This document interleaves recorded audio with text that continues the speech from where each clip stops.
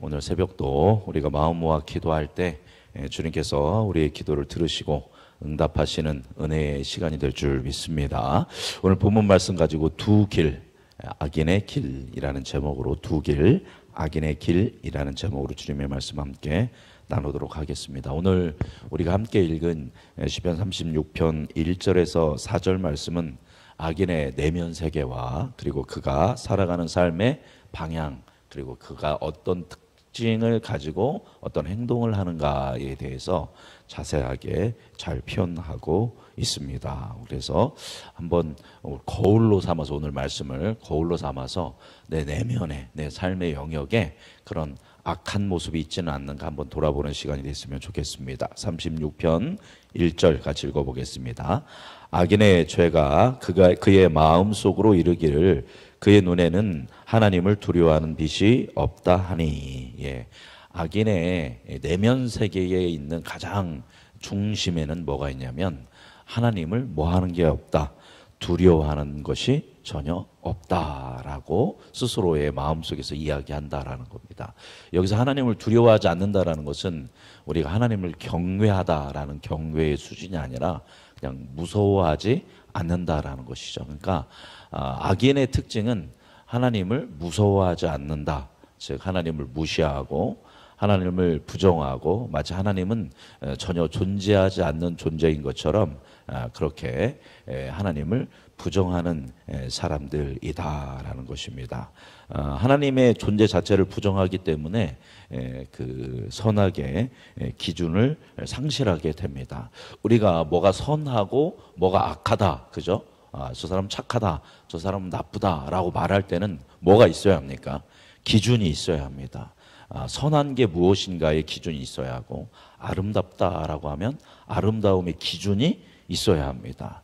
그런데 그러한 기준은 누가 있을 때 생기는 거냐면 절대 선인 하나님이라는 존재가 있을 때 그것을 기준으로 해서 선과 악을 구별하게 됩니다. 그런데 하나님이 없다라고 한다면 선과 악의 기준 자체가 상실하게 됩니다. 여러분, 그러면 하나님이 없어서 선, 악의 기준이 상실이 되면 뭐가 기준이 될까요? 사람은 뭘 기준으로 삼을까요? 자기 자신을 기준으로 삼게 됩니다. 내가 좋은 것과 내가 싫어하는 것, 나에게 이익이 되는 것과 나에게 이익이 되지 않는 것. 나에게 이익이 되는 거면 좋은 거고 나한테 이익이 되지 않으면 나쁜 겁니다. 그러니까 저마다 사람마다 다 뭐가 달라요? 기준이 다르게 됩니다. 어떤 기준이 어떤 사람한테는 좋은 거고 어떤 사람에게는 나쁘게 되는 거죠. 그것을 성경에서는 자기 소견에 옳은 대로라고 이야기합니다. 자, 그래서 자기 기준이 될 때 하나님을 이제 악인은 부정하고 무시하고 자기 자신이 기준이 될 때 악인은 어떻게 행하는가? 자, 2절 말씀 같이 읽어보겠습니다. 그가 스스로 자랑하기를 자기의 죄악은 드러나지 아니하고 미워함을 받지도 아니하리라 하미로다. 아멘. 그런데 우리가 하나님을 부정한다고 해서 하나님이 없어지는 건 아닙니다. 그죠? 우리가 아무리 하나님 없어 그러면서 내 중심으로 살 거야 하더라도 하나님은 없어지지 않습니다. 그 증거가 뭐냐면 모든 사람에게 뭐가 있냐면 양심이라는 게 있다라는 거죠. 그래서 양심은 영적인 것이기 때문에 뭔가 잘못된 것을 선택하면, 내가 아무리 좋은 것이라고 생각하더라도 하나님이 보시 악한 것을 선택하면 양심이 뭐를 받아요? 가책을 느끼게 되는 것입니다. 그러더라 할더라도 이들은 뭐라고 얘기하냐면 자랑합니다. 뭐라고 2절 보니까 자랑하냐면 나의 죄악, 양심을 거리낌에도 불구하고 저지른 죄악이 드러나지 않을 것이다. 그리고 그 누구도 나를 미워하지 않을 거다라고 생각한다라는 겁니다. 스스로를 그렇게 자위하는 거죠. 스스로를 위로하는 겁니다. 그러면서 그런 착각에 빠져서 자기 자랑, 자기의 오만과 교만에 빠지게 되는 이제 그 모습이 두 번째 모습입니다. 스스로를 향해서 어떤 교만과 자만, 또 착각, 자기를 속이는 것에 빠지는 사람은 그러면 이제 이웃과 사회에 대해서 어떻게 하느냐? 자, 3절을 읽어보겠습니다. 자, 3절 읽어볼까요? 그의 입에서 나오는 말은 죄악과 속임이라. 그는 지혜와 선행을 그쳤도다. 예, 자기가 좋은 것을 그리고 자기에게 이익이 되는 것을 자기가 옳다라고 생각하는 것을 선택하기 때문에 이제 그는 죄악과 속임 가운데 거하게 됩니다. 여기서 죄악은 원어로 보면 사기를 치다라는 뜻을 가지고 있습니다. 그래서 사람에게 사기를 치고 속이게 되는, 거짓말을 하게 되는 삶을 살게 됩니다. 그러면 뭐 사회 자체가 신뢰라는 게 무너지게 되는 거죠. 그리고 지혜와 선행을 그치게 됩니다. 하나님이 보시기에 선한 것, 하나님이 보시기에 아름다운 것을 이제 멈추고 그냥 자기에게 좋은 것만을 선택하다 보면 부지불식간에 거짓말을 하기도 하고 남에게 대해서 거짓말하는 것 자체가 사기를 치게 되는 것이겠죠. 자, 요거에서 이제 결국은 어디까지 가냐면 4절 같이 읽어보겠습니다.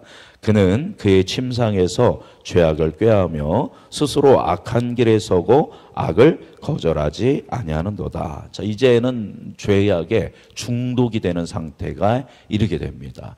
이제 침상이라고 한다면 우리가 잠을 자기 위해서 눕는 그 자리죠. 쉼과 평안의 그 자리이고 있는 모습 그대로 이제 자기가 잠자리에 눕는 이 쉼의 시간에도 무엇을 꾀한다? 죄악을 스스로 꾀합니다. 그러면서 즐거워하는 것입니다. 그래서 아예 악한 길에 서고 악한 길에 고정되고 악을 뭐 하지도 않아요. 거절하지도 않는다라는 겁니다. 양심의 소리를 듣지도 않고 이익이 된다고 한다면 이게 남을 속이든 남에게 피해를 주든 내가 이거 하면 돈 많이 벌겠구나. 이거 하면 내가 성공하겠구나. 라고 하면서 그 자체를, 그 악 자체를 즐거워한다라는 겁니다. 양심의 화인을 맞아서 뻔뻔한 상태에 이르게 되는 것이죠. 예, 뭐 우리가 남을 평가하는 것은 좋지 않지만 정치의 영역을 보면 그런 것 같아요. 정말 그렇게 부정부패를 저지르면서도 그들은 뭐예요? 뻔뻔합니다. 그죠? 뭐 정치인만 그러겠습니까? 경제인도 그렇고 겉으로는 굉장히 희생하고 헌신하는 것처럼 보여주지만 뒤에서는 다 이속을 챙기고 그러면서 나는 들키지 않을 거야. 나는 국민들한테 사랑받을 거야. 라고 하면서 여전히 그 악의 길을 그들이 도모하고 그 길을 즐거워하면서 걸어가고 있는 사람들이 이 세상에 얼마나 많은지 모릅니다.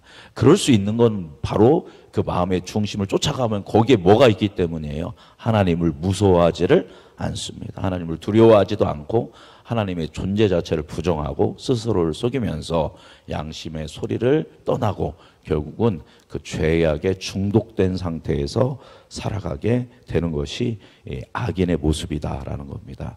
사실 이 1절부터 4절은 막 악인을 비판하고 비난하기 위한 것도 있지만 그것보다도 이 이야기를 하면서 누구를 돌아보라는 것이냐면 우리 스스로를 돌아봐야 한다라는 겁니다.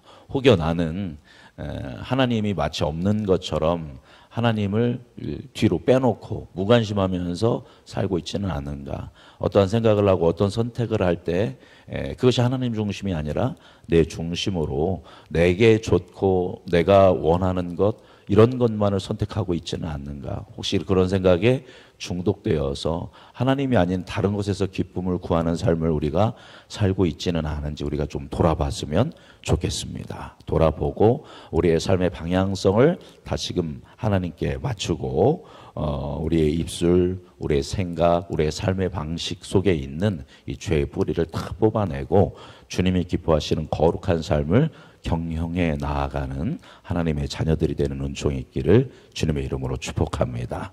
또한 세상이 얼마나 무너져 있습니까? 이 세상을 또 책임져야 하는 것이 바로 하나님의 자녀인 우리인 줄 믿습니다. 그래서 정치의 영역, 경제의 영역, 종교의 영역, 가정의 영역, 교육의 영역 가운데에 하나님의 정의, 하나님의 공의, 하나님의 사랑이 흘러가도록 또 우리가 깨어 중보기도해야 할 줄 믿습니다. 그렇게 삶의 기준을 온전히 하나님께 두고 두 길, 악인의 길에서 떠나 의인의 길, 주님이 기뻐하시는 길을 선택하고 그 길을 의연하게 성령 충만함으로 믿음으로 걸어가는 우리 귀한 하나님의 자녀들 되시기를 주님의 이름으로 축복합니다.